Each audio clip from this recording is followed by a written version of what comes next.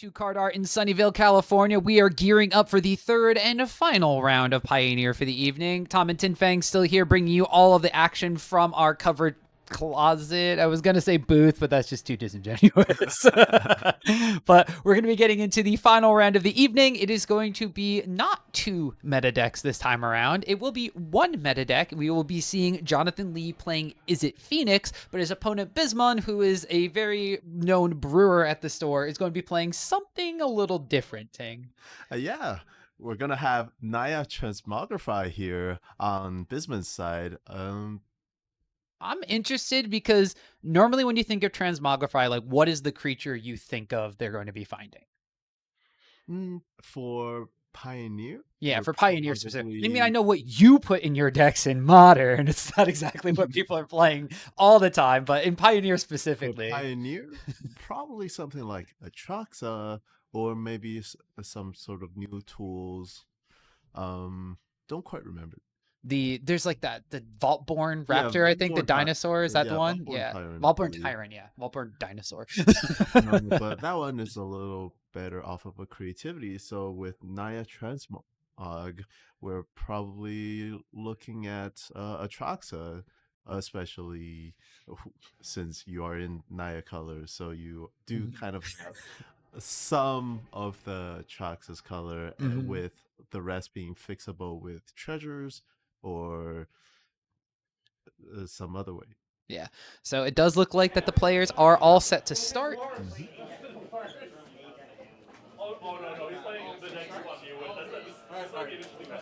Yeah. Actually, Bismuth was checking with us to make sure it was ready to start. So apologies for that. But I asked because normally when I would also think of just Atraxa from a Naya Transmogrified deck.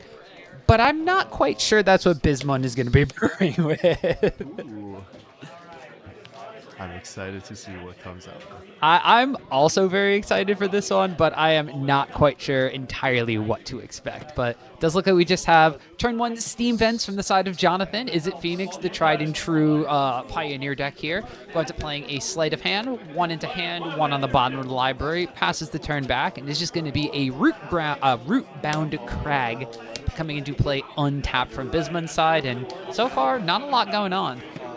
And this is going to be the part of the game where I don't know what half these cards do on Bisman's side. I don't quite remember the name of that card, but it is a Neon Dynasty card.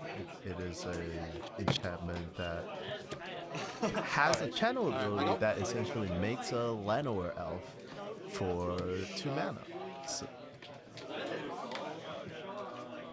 So we're going to see Bisman do that on step on turn 2 in order to enable this turn 3 Transmogrify. So with Transmogrify,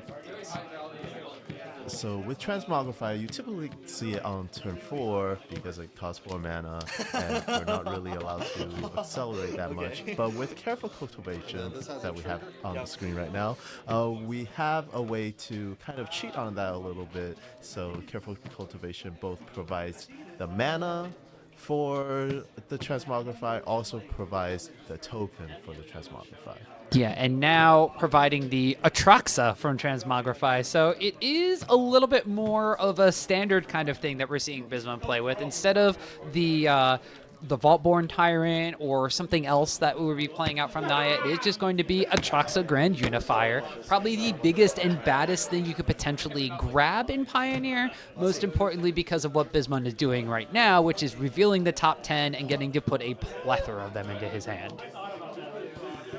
So here we are revealing top 10 cards, and we are able to put 1 of each type into the hand. Here, notably, we can put a second copy of Transmogrify into the hand. So if Jonathan is able to answer this Atraxa, Bisman is going to be able to set up and try to do it again. We are putting I believe Volcanic Spite is what that card is called, into the hand. So that is 2 mana, deal 3 damage to a creature or planeswalker, and then more importantly for this Transmogrify deck, Bisman is able to put any copies of Atraxa that he draws back into its deck on the bottom for the next Transmogrify to grab. So it looks like it will just be a 3-card Atraxa pile, somewhat small, but if you are not playing like a super diverse suite of types, is still plenty acceptable. Plus 3 cards is plus 3 cards, in addition to this very big, powerful angel on my side of the battlefield. Yeah. So we're going to see how Jonathan decides to approach this. Jonathan, Torch the Tower, Fire Impulse. Neither of those are going to be able to get rid of an Atraxa. Unfortunately, nothing in Jonathan's deck, even more of a Lightning Axe, is going to be able to get rid of that either. So from the side of Jonathan, you're kind of in a little bit of trouble here. You are kind of just digging to maybe get an Odawara if there's any main deck Brazen Borrowers, but I mean, with the Volcanic Spite and the Transmogrify from Bismon's hand, even bouncing the Atraxa doesn't seem ideal here. No, it doesn't. It looks like Jonathan was trying to play a little more risky there. Started off with a Fiery Impulse into a sleight of hand, trying to draw a Lightning Axe that he didn't have in his hand at the time. Did not draw it, and played a blue source and ended up drawing it off of the third spell of the turn. So Jonathan was not able to remove the Atraxa from the battlefield there, and Bisman was able to attack for 7 lifelink and deploy a Fable of the Mirror Breaker. Powerful magic cards on both sides.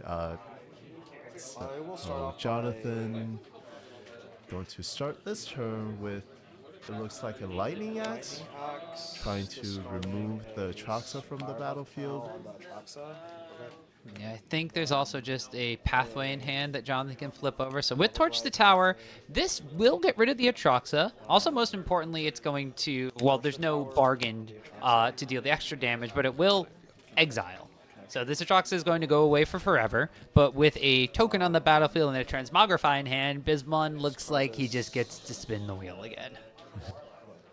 That's right, and it's hard to imagine Bisman only running 1 copy of Atraxa, and and with the polymorph effect being Transmogrify instead of something like Creativity, we are likely to see additional copy of Atraxa. I know when I am playing Creativity in this format, I don't really like to play multiple copies of the same legendary, but that is not going to be an issue here. We are going to most likely see a Transmogrify being cast and probably flipping another Atraxa unless Jonathan is able to answer the token in play with blue mana. Yeah, not ideal. No fading hopes, I don't think, from the Phoenix list this time around. But so Bismon, in addition to this, with that Fable of the Mirror Breaker, gets to draw 2, discard 2 if he so chooses to. 2 face-up cards, 2 unknown cards, so this could be any number of things from Bismon's side, but discarding Transmogrify, discarding Volcanic Spite, I'm thinking there's another Transmogrify in Bismon's hand. I'm hoping there's another Transmogrify in Bismon's hand. Probably so. Jonathan must be thinking about the same thing as we are right here. Why is Bisman discarding the Transmogrify? What is happening? There it is. The third Transmogrify. You always expect the first 2, but not the third Transmogrify.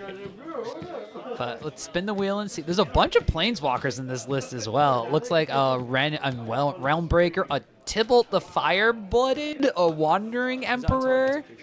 There's another Ren and Realmbreaker. There's the Atraxa. So getting a decent look at Bisman's Spice. So no spicy Transmogrified targets. Instead, just a plethora of Planeswalkers. Yeah. I know Ren and Realmbreaker is something that creativity lists have tried in Modern for a little bit. It provides a hex-proof target for your Transmogrifies so that you're never really at risk of your Transmogrify getting countered because your opponent is removing the target. So, and Ren and Runbreaker also able to rebuy some cards, generate some value. Also able to like pressure the opponent's life total a little bit. Just an overall well-rounded, nice little tool for these Transmogrify decks to use. It looks like we also see copies of Leyline Binding from Bisman's side. I believe those 2 Triumphs give him everything except for blue, so those Leyline Bindings are going to only cost 2 out of this deck as well. Yeah, it's interesting to see the Savai Triumph in the deck list instead of something maybe like a little more off color when you're trying to enable, and also playing the Catcher Triumph for the turn. So there is does blue. means that Bisman will now have full domain and also a treasure. So if Bisman ever feel like something's getting a little too spicy, a little too threatening, we can see that Leyline Binding come down onto the battlefield anytime here.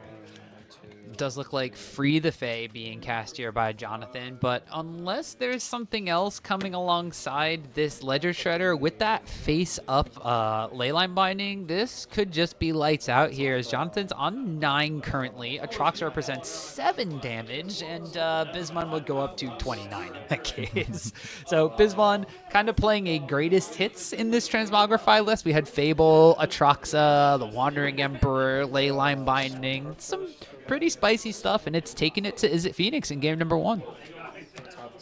Yeah, exciting stuff here. Always fun to see these kind of off-meta deck and how they are able to tackle these more tried and true method in the format. And Jonathan is digging really hard here. So one thing about the Phoenix deck is that it always somehow look a little behind, and once you blink by the end of the turn, you're always somehow just back into the game. But will Jonathan be able to do it here? There have been a couple of Phoenixes put into the graveyard, so 2 of them come back into play. We'll see if Jonathan decides to attack or not, because like we said, Leyline Binding face up, Volcanic Spike kills those Phoenixes as well. And it looks like it's just going to be a passing of the turn, as Jonathan doesn't want to get aggressive in a spot where he could potentially just lose the game. There is red in Bisman's deck, so if there's anything like Play With Fire, that could just represent lethal here. But instead, Bisman looked like he had another of the Transmogrify effects, the Indomitable Creativity, was drawn for the turn. Doesn't look like to have any sort of damage to the face burn in hand, so we may just wind up seeing Atroxa kind of come in and get Jonathan down pretty low. So we are going to see Leyline Binding come down, getting rid of that Ledger Shredder. That is a second copy of Leyline Binding. That is also going to nicely clean up this Arc like Phoenix here. And wow, Bisman just fully removing every creature on Jonathan's side of the field. Yeah, I guess normally when you're missing out on running, black mana, or you don't have access to like these Wrath effects from light, you're kind of like, oh, how am I going to clear out a board? Well, Bisman just built his own Wrath of God right there. Just bolted down the Phoenixes with the Volcanic Spite. Double Leyline Binding being drawn is very powerful. Even gets to follow it up here with an additional Fable the Mirror Breaker, and passes the turn on back to Jonathan after attacking him down to 2. Yeah, Jonathan's in a bad spot here for sure. Jonathan even acknowledges, I don't think there's a way I'm getting out of this, and starts scooping up the cards instead. I was going to ask, like, what could he actually draw, but it looks like Jonathan came to the same conclusion that we were getting to, where Bisman is in control in game number 1.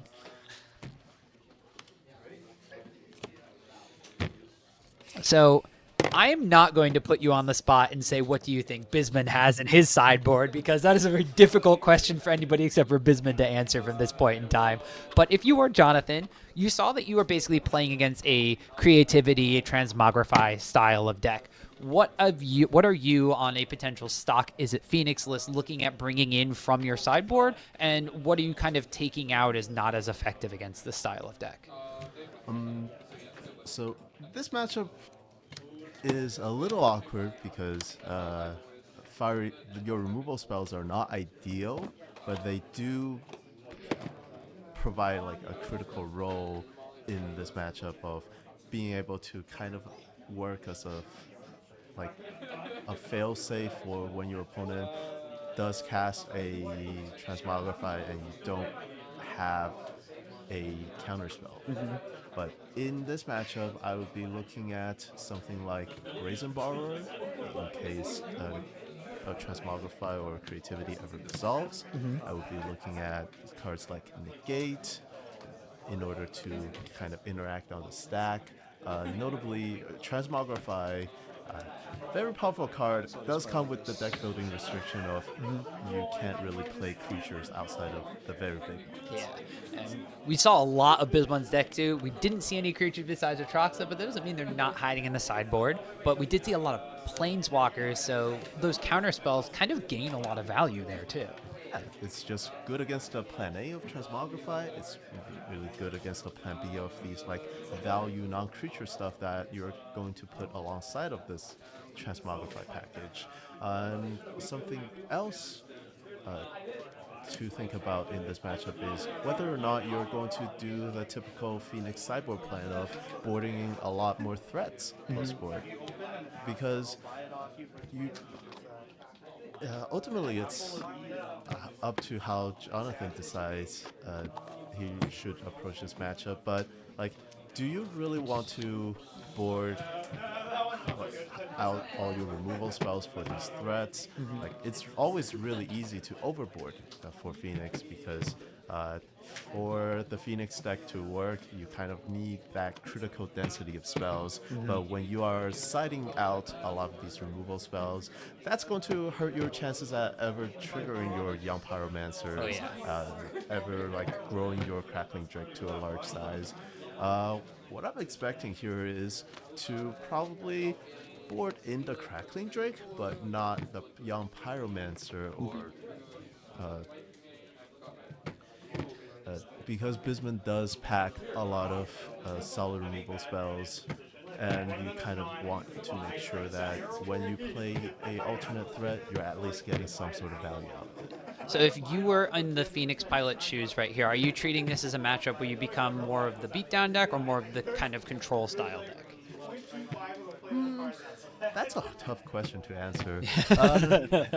I'm interested in the thought process though, because my thought process here is normally if you're playing against like Izzet Creativity, which is the more standard version of like the style of deck you see in Pioneer, you have to worry about things like mystical disputes and counterspell battles, so you might not be as inclined to put them in. But do you feel like it's a little bit different when Bisman is lacking blue? Yeah, I think because Bisman's lacking blue, you're kind of expecting Bisman to lean more towards a plan B, lean more towards this mid-range plan, these cards that are alongside Transmogrify. So Phoenix actually kind of have to line up their interaction to like have a decent game plan against the more mid-range game plans of the format. So they kind of operate at like the same position in the meta game where you are kind of this you have these control tools, but you are trying to do this very powerful combo adjacent thing, and both sides have like very explosive cards, very explosive plays, and like very powerful cards, like individual card. So tough to say. I think it will be a very dynamic game, and those are always like very fun to watch, very fun to commentate. Yeah, so I'm excited to see how this one winds up playing out. Jonathan does just start with a tapped land and passes, even though he has the direct damage Fiery Impulse spell available here, knowing that there's no Land Royals or anything in this list with the Transmogrify. Is safe to play a tapped land, followed up with the Free the Fae Picklock Prankster side. Does find a second Fiery Impulse, so Jonathan, going along the lines of what you said, keeping in at least some number of this removal to really deal with those tokens and targets for the Transmogrify effects. Something really interesting was that Jonathan decided to forego leaving up the spell pierce and decided to sorcery speed playing that picklock prankster Frida Faye. And I think Jonathan is perhaps playing around a counterspell. Like we saw Domain, which does include blue, That's so true, yeah. we're here, so we kind of know that Abysma is playing a base Naya deck. But from Jonathan's point of view, all he saw was like red card, white card, and a bunch of rainbow color cards. So I think for Jonathan, he is expecting Bismuth to pack some sort of interaction on the stack that might have been able to interact with Frida Faye, and decided to opt for ensuring Frida Faye to resolve. Ooh, Brendan Realmbreaker hits the table here from Bismuth. Jonathan does have the Spell Pierce in hand and does decide to use it. Renan Railbreaker comes down and becomes like, a way for Bismuth to creativity or transmogrify without having to worry about removal spell. And from Jonathan's side, it does not look like he had a Prophetic memory, so I don't think Jonathan is able to pressure it had Ren Railbreaker hit the battlefield. So decided that it is good enough. We're just going to spell pierce it and not worry about it. Second Free the Fae here from Jonathan, again during main phase. Sees a Torch the Tower and a Galvadic iteration. Actually decides to go with the iteration from and put it in a hand rather than just leaving the flashback card in the graveyard. Does get a little bit aggressive with the 1/3 Picklock Prankster, not as scary as some of the ones we saw in match number 1 that had the Prosthetic Memory pumping them up, but just passes the turn back over to Bismon. But Bismon without the Planeswalker in hand, 2 mana open for Jonathan, might not want to really play anything pivotal into the supposed counter magic that Jonathan is representing. But it does look like a rest in peace coming out from Bismuth instead. Some sideboard technology coming in to turn off those treasure cruises and potentially get rid of some Phoenix Lions. And Jonathan just let go. Is that a high noon? That is a high noon. Ooh, tell me about this card, Tin. Oh, I have some just things to tell you about it. High Noon is a new card from OTJ. It is essentially Rule of Law, but cheaper, and also have an additional reach if you're playing red in your deck. I personally packed some copies in my Pioneer deck. It is extremely effective against the Phoenix deck. As it turns out, when Phoenix is only able to play 1 spell a turn, it can't do a whole lot of things. Nope. It gets real sad when it can only do that. Just like when you draw a Treasure Cruise after a Rest in Peace has resolved. Jonathan opting to go for Sleight of Hand on his main phase, which means that will be his spell for the turn. There's no other spells that can get cast from him after that. Sleight of Hand for turn, putting a land into hand. Jonathan does have a body deployed on the battlefield, and if Jonathan's ever able to find Prophetic Memory, maybe he'll be able to swing this game around. Maybe. As long as Bismuth doesn't activate High Noon and kill the thing he's targeting with Prosthetic Memory. Which is, like you said, that extra reach that High Noon has, which makes it such a more versatile card than, like, Deafening Silence and those other style of effects that we've seen.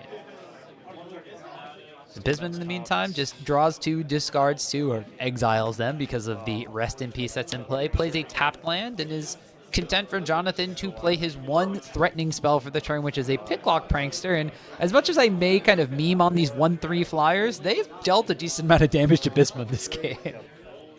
Yeah, Bismuth's already at 12, some of which was self-inflicted, but these 1/3 are certainly packing a punch and representing additional damage.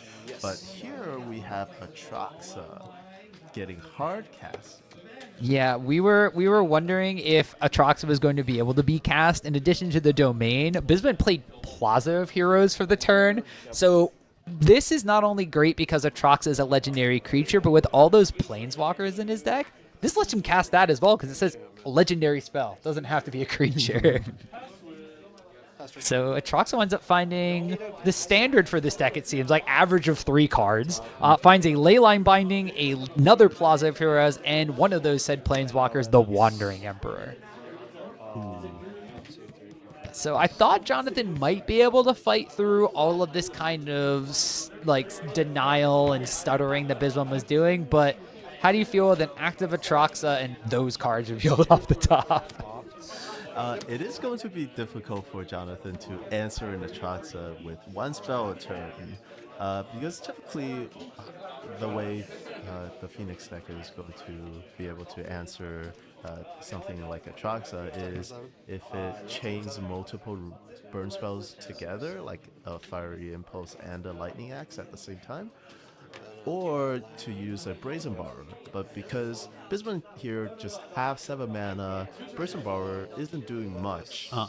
And and with the High Noon in play, Jonathan is also not really able to combine multiple removal spells to remove one big thing. Jonathan not even really being able to use anything here. That High Noon also, most importantly, just completely blanked that Galvanic Iteration that was in his hand because you're not able to cast a second spell to copy. So just more pain and more punishment that Bisman's deck is taxing Jonathan with. Hard cast a Phoenix, but then at the end of Jonathan's turn flashes in the Wandering Emperor from Bisman's side. So Bisman says, you want to play at instant speed, maybe play a couple of spells instead of just the 1 per turn? I can do the same thing by just playing some Planeswalkers. And the Wandering Emperor is a lot more threatening than something like Consider. Just like ever so slightly more. Wandering Emperor does mean that you are never risking your Atraxa mid-combat if you don't want to risk it. So it does look like Bisman opted to not play around a Lightning Axe, let's say, in hand here, and opted to give first strike to the 3 Goblin Shaman token. So now Bisman is able to also attack with this Goblin Shaman in addition to this 7/7 Flying Vigilance, Lifelink Death Touch. Yeah, Flying Vigilance, Lifelink, Death Touch. Just keyword soup on the Atraxa. But it looks like Bisman right here, additionally, Chained to the Rocks gets rid of the Phoenix, probably forever. Not a lot of ways for the Phoenix deck to deal with enchantments, but also just continuing to buffer the life total from Bisman, goes up to 26. Meanwhile, 3 damage does sneak through from Jonathan's side, and as you mentioned before, Ting, you have to worry about that 1 card kind of shuffle in the middle of all of Bisman's stuff right there. 1 attack with that Atraxa means that High Noon wins the game. Yeah. High Noon does additionally have that Lava Axe mode. I know from personal experience that I've killed plenty of people using that Lava Axe mode. It kind of offers this additional reach in your deck that makes it ever so slightly easier to get across the finish line and just not have to worry about your opponent ever coming back from under this height.